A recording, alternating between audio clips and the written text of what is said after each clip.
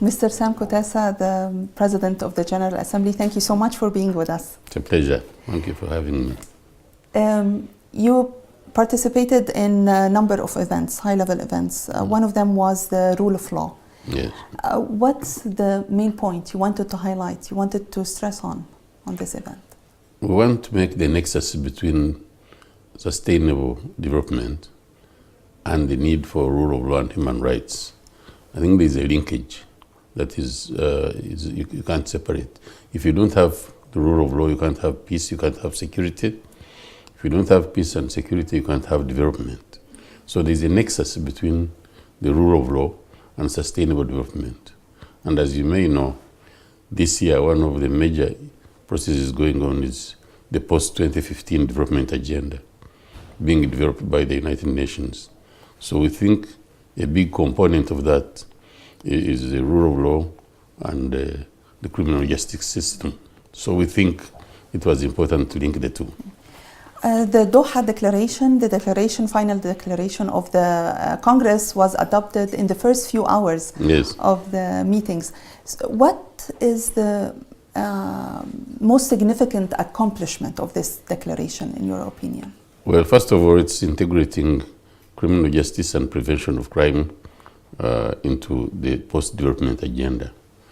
The second one is we're now talking about human rights and then wildlife and wildlife conservation and conservation of forest and fauna and flora. All these are important aspects of development. They have an economic, social, and environmental aspect to them. The stress on the public participation to prevent crime has been highlighted during the Congress. You spoke about wildlife, crime on wildlife. Yes. How would you make this issue more relevant to people around the world, consumers or victims of it? How would you do it? I think, for example, in terms of wildlife, there are two major participants.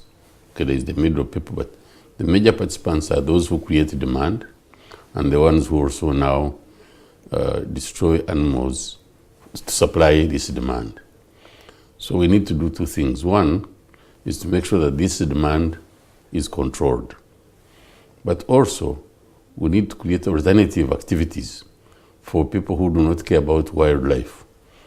So for them to know that there is value in conservation.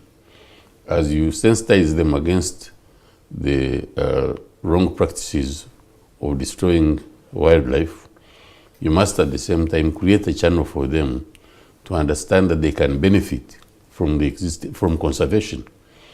How can the leaders and the UN, the General Assembly, make sure that these discussions don't only live on papers and recommendations and declarations? What can you do to help implement the important recommendations being proposed here, for example? First of all, it is important to have involved people in the formative stages of the policy or the declaration you are going to make.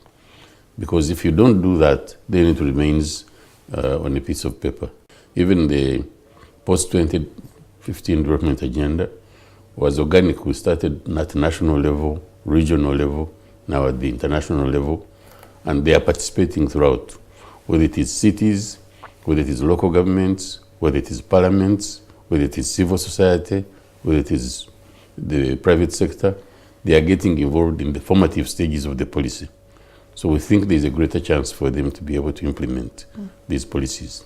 The declaration was announced, but what do you hope the participants from 140 countries could achieve or could get closer to during this full week of meetings? The declaration had been negotiated over time, and this was the crescendo.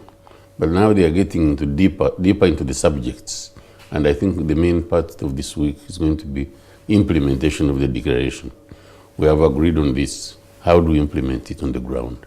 So I think it's a very necessary process in which they are going to be taking this week. This is the first time the Secretary General and the President of the General Assembly attend these conferences. Yes, so I understand.